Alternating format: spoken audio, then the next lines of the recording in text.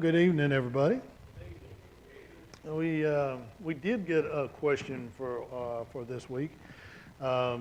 Question once I got into it, I didn't realize that there's some different views on this, even in the Christian world.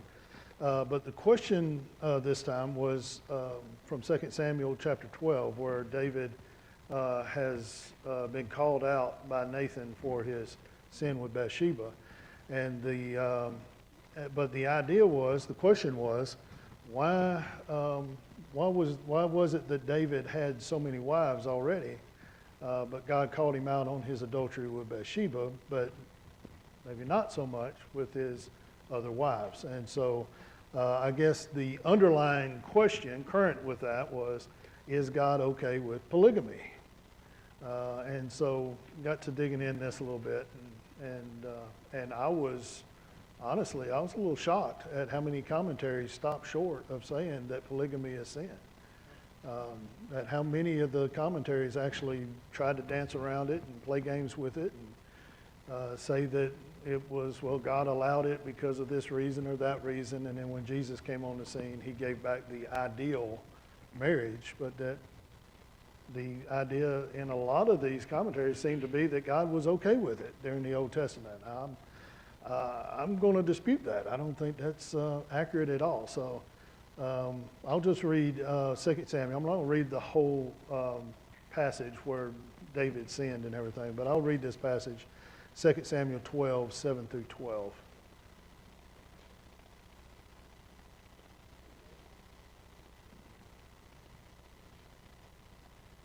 It says, Nathan said to David, "Thou art the man.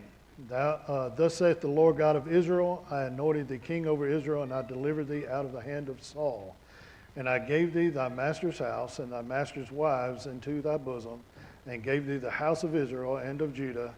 And if that had been too little, I would moreover have given unto thee such and such things." Okay, so Nathan has come. God sent Nathan to David to tell him the story about the man who had one little lamb and the rich man who had many, and the rich man took the poor man's one lamb and killed him and fed his company with it. And David said, out of anger, he said, "As the Lord lives, this man shall surely die. If I got anything to say about it, I'm going to kill this guy." He was that angry about it. And Nathan says, "You are the man." And God basically says to David, "You've got everything. I put everything in your hand. I gave you the kingship. With the kingship came everything that Saul had, his whole house, and all these wives. And yet you're not content. Even with all these wives, you had to go take Uriah's wife for your own." So some would maybe look at this and say, well, God says, I gave you all these wives. He must be okay with it. No, he's saying, I gave you Saul's house. And in that house came all these wives. So the question is, was God okay with that? Was it not sin? And why did he not call him out on that before, I guess is the question. So let's go over to Deuteronomy 17:14. And we're just going to make one thing pretty clear here. Deuteronomy 17:14 says, "When thou art come into the land which the Lord thy God giveth thee, and shall possess it, and shall dwell therein, and shall say, I will set a king over me, like as all the nations that are about me, thou shalt in any wise set him king over thee, whom the Lord thy God shall choose. One from among thy brethren shalt thou set king over thee. Thou mayest not set a stranger over thee, which is not thy brother. But he shall not multiply horses to himself, nor cause the people to return to Egypt, to the end that he should multiply horses. For as much as the Lord has said unto you, ye shall henceforth return no more that way. Neither shall he multiply wives to himself, that his heart turn not away, neither shall he greatly multiply himself silver and gold." He goes on to say that before he's even allowed to be king, that he has to write the law with his own hand. He's got to sit down and write himself a copy of the law and keep it with him at all times, so he would not turn away, the Bible says.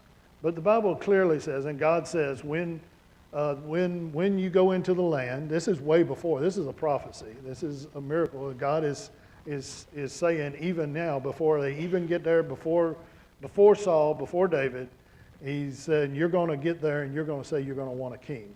And when you say you want a king, I'm going to let you have one, but there are some rules. And one of those rules was, you don't have more than one wife.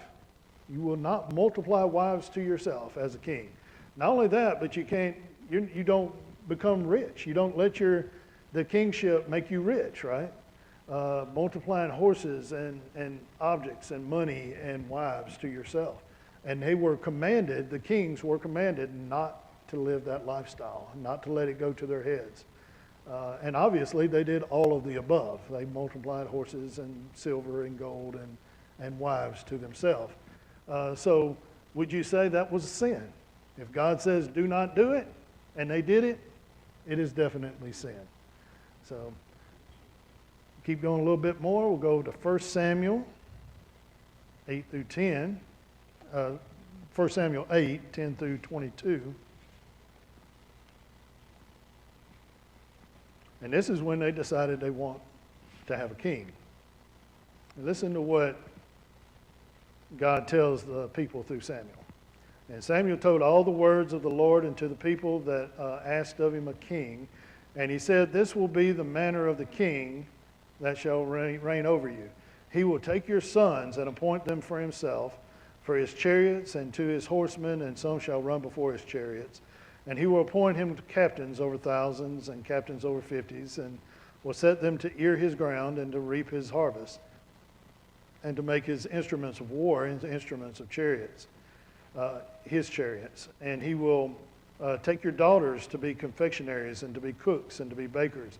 And he will take your fields and your vineyards and your olive yards and even the best of them, and give them to his servants. And he will take the tenth of your seed and of your vineyards and give to his officers and to his servants. And he will take your men servants and your maid servants and your goodliest young men and your asses and put them to his work. And he will take the tenth of your sheep, and ye shall be his servants. And ye shall cry out in that day because of your king, which ye shall have chosen you, and the Lord will not hear you in that day. Nevertheless, the people refused to obey the voice of Samuel, and they said, nay, but we will have a king over us, that we also may be like all the nations, and that our king may judge us and go out before us and fight our battles. And Samuel heard all the words of the people, and he rehearsed them in the ears of the Lord. And the Lord said to Samuel, hearken unto their voice, and make them a king. And Samuel said unto the men of Israel, go ye every man into his city. And so God made every effort to tell the people, if you want a king, you're not going to like it. He's not going to treat you good. It's not going to be fun. It's hard enough to scrape out a living right now on your place without giving him a tenth of it, without giving him the best of what you have, giving him a tenth of your seed, without your son going to serve the king instead of helping you work the fields, and having your daughter go and cook in his bakeries. And you see what I'm saying? And God tells them this to begin with, that if you choose this way, it's not going to be good. I'm going to, like in Romans where he says, I'll give them up to a reprobate mind. He's basically telling the children of Israel, if you go this route and you decide you want a king, I'm going to let y'all suffer the consequences of having a king. Is that kind of what y'all see here? That God is saying, if you decide this is what you want, then you're going to have to live with it. You're going to have to deal with it. And one of those things, and I'm as I thought about this, I think sometimes we tend to kind of live in this kind of storybook world, and we don't get down to nitty-gritty life, and we don't really take the Bible and apply it to life and the way life really is. Not only is David sinning, but I've come to the conclusion that these women were committing adultery too. And a lot of people would say, oh, no, no, no, yeah. Think about how this is really going on, what really happens in this kind of system, and in America, and our system, our capitalist system today. When you go this route where you make this king, and you take a person, you put him on a pedestal, and you make him rich, and you give him whatever he wants, and all the young men grow up wishing they were king and wishing they could be king, so that they could be rich and have 100 wives. And guess what all the young women then are thinking? I want to be a princess. I want to be a queen. I want to live in the mansion. When the king puts out a decree that I want a new wife, guess what? All the young women, all up, run down there and jump up and down and holler, pick me. It's what happens today too, that kind of thing. It's the system, right? The system where you grow up, and I see it so much. I've had people who ought to know better. When my daughter was a little younger, I mean, I've had people that ought to know better say, marry you a rich man. Not go find you a good Christian man. Not go find you a good man that is doing what the Lord would have him to do, that the Lord put you with. Don't pray to God to send you the right godly man, but make sure you find you a rich man. How many mothers took their daughters, said, oh, the king wants another wife. Come on, maybe it'll be you. And maybe I'm adding some things that it doesn't actually say, but that is real life, right? That's the way it is now in America. That's the way it was then. Remember, that's what really the last straw that made Saul want to kill David was the women singing about how great David was. Remember? Well, y'all, I mean, the truth is all the women didn't have any business. Probably a bunch of married women out there, whatever, not married, whatever, betrothed.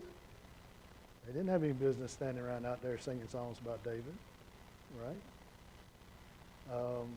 It was a system. It was a way of life that they had chosen for the men and for the women. And guess what? It breeds a lot of contempt, doesn't it? It breeds a lot of discontent. Imagine, and in this society, in the Jewish society, they betrothed young women to men at a young age, right? And so imagine all these, when the king wants a new wife, and all these young women are going to, pick me, and whether the king picked her or not, right? Imagine how that made those guys feel, right? Again, how do you think it makes the ladies feel to know that this guy is just settling for me, but he really wants to be king so he can have all them, right? I'm saying all this because this is reality, and this is life now too. This applies to us today. This kind of thing goes on all the time. I had a conversation with my class probably a couple years ago, and they were talking to me about their communities being taken over by drug dealers, and how terrible it was, and how scared everybody was, and they just had their way with everything. They could do what they wanted to, and everybody was scared to death of them. And one of the things they said is that all the young women in the community wanted to date one of these guys. And she had just, one of the young ladies had just told me how scared she was of all of them. And, how they, how her grandparents were so scared of them, and just how bad the community was. And I made the statement, and you could have just seen the looks on all their faces. I said, you know what? I wonder how many young men would want to be a drug dealer if they couldn't get a girlfriend. It's something to think about. And some of the reason why so many people, go the wrong routes and are looking for money and fame and power is the same reasons of this system, this king system, this money system, this I want to be the football player because he's got lots of money and women chasing him. It's a system that is not a godly system, right? I'll tell you who didn't get picked to be one of the king's wives was the young lady that was dressed in her work clothes, and she was scrubbing her clothes out back, and she was content in her heart that this young man over on the other hill will be a good husband to me, and I'm good with that, and I'm happy with that. You could be pretty sure. Again, maybe I'm playing with it a little bit, but I want to make a point about the system and our system. And a godly system is so much better, where you're content with your wife. You're content with your husband. You're not looking at the TV and thinking about Brad Pitt or some singer. The guys aren't all wishing they were Tom Brady because, or any other football player who lives these lives, these singers, these actors. All the women aren't wishing they were with them instead of their own husbands. Instead, learning to be content and happy, and living a life that God intended, that you can't live with 100 wives. And when I say wives, y'all, the Bible, this is not just about who you said I do to. This is about multiple partners, period.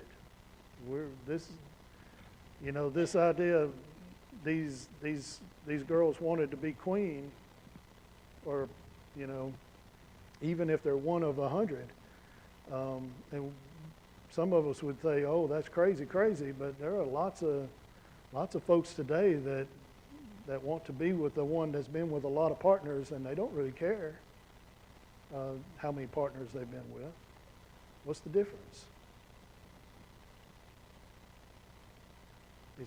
A lot of this is the system, and I'm going to make a point with this about the system, and why maybe that makes things a little bit different, because the people chose this system, didn't they?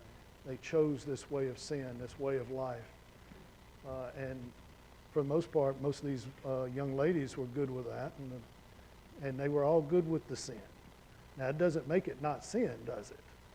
And just because God allows it, because he said you're going to be losing something when you do that. He told them. Anytime you sin, you're missing out on something. You're losing something. If I had 5 wives, I wouldn't have a relationship with any of the 5 wives like I have with my wife, right? It's impossible to build a one-on-one relationship with one person when there's 5 people. It would be impossible. You would lose a lot by doing that. And it's only, like all sin, it's a pipe dream, right? So many people, this pipe dream of, I think I want what's at the end of this pipe, and it never is what you think it's going to be. I'll guarantee you. And so don't think that somehow David and Solomon and all of them were kind of getting away with murder here, and they were able to live their best life, and God didn't say a thing to them. Well, we don't know that. And it certainly is not the better life. Because just for us as Christians to act that way, as if somehow they got away with something and, oh, wow, they got to have 700 wives. How lucky of them. And God didn't even strike them dead for it. Just to talk that way is to say that I think that's better than God's way. We can't do that, y'all. It's foolish to think that way, to talk that way. Well, I went on a little tangent there. Okay, so still on whether this is sin or not. Matthew 19, 3 through 12. And we've read this before, Matthew 19, 3 through 12. The Pharisees also came unto him, tempting him, and saying to him, Is it lawful for a man to put away his wife for every cause? And he answered and said unto them, Have ye not read that He which made them at the beginning made them male and female, and said, for this cause shall a man leave his father and his mother, and shall cleave to his wife, and they twain shall be one flesh. Wherefore they are no more twain, but one flesh. What therefore God hath joined together, let no man put asunder. They say unto him, why did Moses then command to give a writing of divorcement, and to put her away?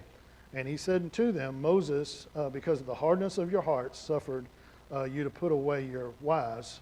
But from the beginning it was not so. And I say unto you, whosoever shall put away his wife, except it be for fornication, and shall marry another, committeth adultery. And whoso marrieth her, which is put away, doth commit adultery. And his disciples say unto him, if the case of the man be so with his wife, it is not good to marry. But, now listen to this. You think that's funny. Listen to Jesus' answer. But he said unto them, all men cannot receive this saying, save they whom it is given. For there are some eunuchs which were so born from their mother's womb, and there are some eunuchs which were made eunuchs of men, and there be eunuchs which have made themselves eunuchs for the kingdom of heaven's sake. He that is able to receive it, let him receive it. Now, do you realize what Jesus is saying here? If you don't like it, do without. You know what he's saying? If you don't like it, you don't like what I'm saying, then don't get married. But don't fuss about it.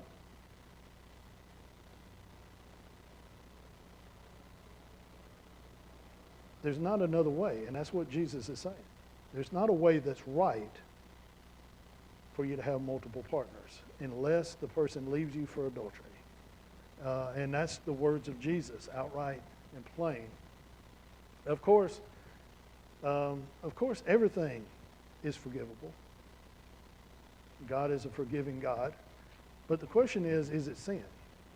And absolutely, it's sin to have more than one partner in a lifetime. We were meant to be monogamous for life. That's the way God created us. That's what Jesus says here. You say, well, why, and like they said, why did Moses say we could divorce our wives? And he says, because of the hardness of your heart. But notice it says Moses suffered you to do this. It didn't say God did. We have to understand the nature of Moses' law. There would be no need of Moses' law, the law God gave Moses besides the Ten Commandments. So God wrote the Ten Commandments with his finger, right? He wrote the Ten Commandments. They're broad. They're a lot like love your neighbor, love your God, and love your neighbor. Isn't that what the Ten Commandments? They're very broad. They wouldn't have needed any of the rest of the laws, any of the rest of the stuff that Moses ended up writing. It was all about people not keeping those Ten Commandments. If everybody looked at it and it said, thou shalt not kill, and nobody killed anybody, would you need laws about first, second, third degree murder? Would you need penalties in case somebody did murder? Would you need a self-defense law? No. Is self-defense right? Yeah. But only because somebody might kill somebody. If everybody kept the Ten Commandments, we wouldn't have needed the rest of the law. Listen, the Ten Commandments say, thou shalt not commit adultery. Now, all these commentaries, it's very interesting. These commentaries, a lot of them said that, well, in the Old Testament, polygamy is never specifically condemned. Well, what do you call that? Thou shalt not commit adultery. What do you call that? That is a condemnation of polygamy, right? You say what it sounds like to me. And very straightforward, very outright. I don't see any way that, I guess people finagle it, but I don't understand how. Because that is what adultery is having one woman and having another woman after that. This is a very serious thing. Sex is a very serious thing to God. And I think in our culture we don't sometimes take it as seriously as it is. But I mean, the Bible in the Old Testament even talks a lot about things like uncovering somebody's nakedness. You know, I mean, it was a big deal even for Noah's son to have come in and seen him naked. He was cursed for seeing his father without his clothes on. This nakedness thing, and sons seeing their fathers, and just not caring about covering up and being modest is a big deal. It was a big deal then. It's a big deal to God. We should make a big deal out of it too, and particularly with sex. Proverbs 5:15 through 23. I won't read it, but y'all know what that says. That's that is the practical proverbs about staying away from the adulterous woman, the strange woman, the woman whose lips drip like honey and they look so good from a distance, but how that is the path to hell, and it will that you're going in. The Bible says about adultery that all the other sins are one way, but when you commit fornication, you're sinning against your own body. 1 Corinthians 6:16, actually, Paul goes so far to say that if you are joined to a prostitute, you are made one flesh. Don't you know that if you have a prostitute, you're made one flesh with that prostitute? Y'all, this is very serious business. Just like marrying that prostitute. Big deal. Going a little bit further, Matthew 5:28. That's where Jesus is talking to him and saying, if you lust after her in your heart, you committed adultery in your heart. That's how far it goes. It's not even just that you acted that way, that you did the act, but if you want to, if you look at somebody and want to commit adultery, you did it in your heart. That's a sin. If it's a sin to even to think about it and to lust after somebody, then it's a big deal. And y'all, that is one of those things that is rampant to the point where people don't realize, and Jesus is very wise, and he knows that is that first step toward actually doing the deed, right? I mean, you start thinking it in your head, the next thing you know, you're doing what you were thinking. And you say, everybody says, oh no, I've got more discipline than that. I can think it and think it and think it, and I won't ever actually do it. Well, why would you start yourself down that road? Why would you start yourself down this path, committing adultery in your heart, if you don't actually want to do it in real life? It's obvious you do want to do it. So what makes you think that you wouldn't do it if the opportunity presented itself? So you don't start down that path to begin with. You don't think the thoughts. If you do, Jesus goes on to say, if your right hand offends you, cut it off. It's that serious. If you're thinking thoughts you shouldn't think, cut them off right there. Don't let them get started. Because this is serious business. Okay, a little bit, just a couple other things, because the presumption here with the question is also that God let David get away with this. And I've said it a couple of times. I said it this morning. Nobody gets away with anything.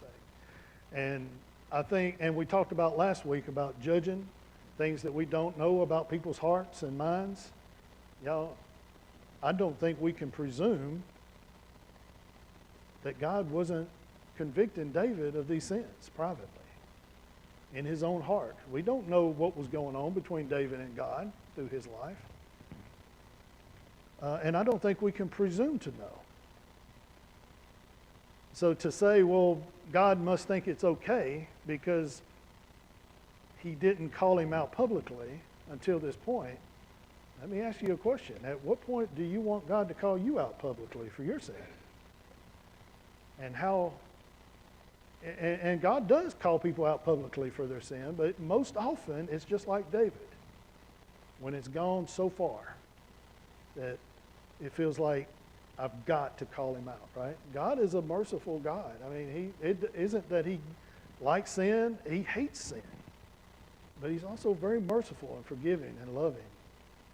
When he talks about church discipline, what does he say do? You go to him one-on-one and you say, brother, get right. Don't do this anymore. It doesn't say go tell everybody. It says one-on-one, in private. Try to win your brother back. And if that doesn't work, get one or two others. It still doesn't say go tell the world and put it on Facebook. Try to get him back right. Say, brother, come back. Don't do these things. Only after it's gone so far that he runs you out of the house and says, I won't listen to any of you. Only then do you go public with it. Right? God goes public when he decides to go public. And for his purposes, in his time, and in his way. You know, we can't just assume that God wasn't convicting him. I think he probably was. I think we have established very clearly that polygamy is sin, and it was sin for David, and it was sin for Solomon, and it's sin for anybody else who's living that lifestyle. And y'all, we live in a sinful system, very much like they did. I think we've established that too. And y'all, it is a trick of Satan to live this life of fantasy. If you're living in this fantasy world in your head, where you don't want, that you're not really living in your reality. And y'all, it's not hard to go live in fantasy world. It's not hard to go live in your mind someplace else besides your real life and be discontent with who you are, where you are, who you're with. That's the easy way out, y'all. And it's the wrong way. And Satan would love for you to go live in fantasy world someplace and not live in reality.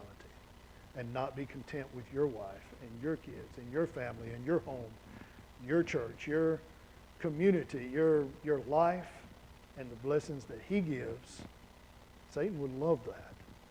And it leads this thing where you live vicariously, right? You live vicariously through the football player. You live vicariously through the singer. You live vicariously through the king.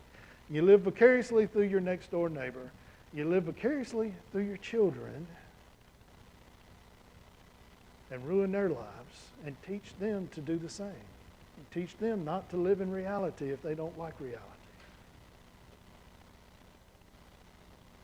What we need to be doing is living in our reality that God put us in, be content in that reality, and understand that God actually knows what he's doing. That a one-on-one monogamous relationship done right in the will of God, as God intended it to be, listening to the Word of God and how a marriage ought to be, is way more fulfilling, way deeper, way more fulfilling, way more perfect than anything the world has to offer. And y'all, there isn't one of those rich, powerful people or their multiple female partners who, when it's all said and done, looks back and says, whoa, that was wonderful.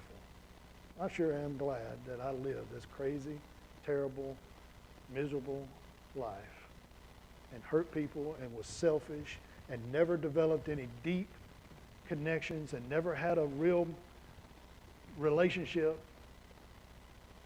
As a matter of fact, they kill themselves on a much higher level than anybody else. And that's a miserable, miserable thing. Do not fall into Satan's trap.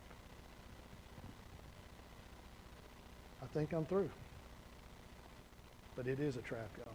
That whole being discontent with our reality and being discontent with what God gave us, that's a trap. There's not something else.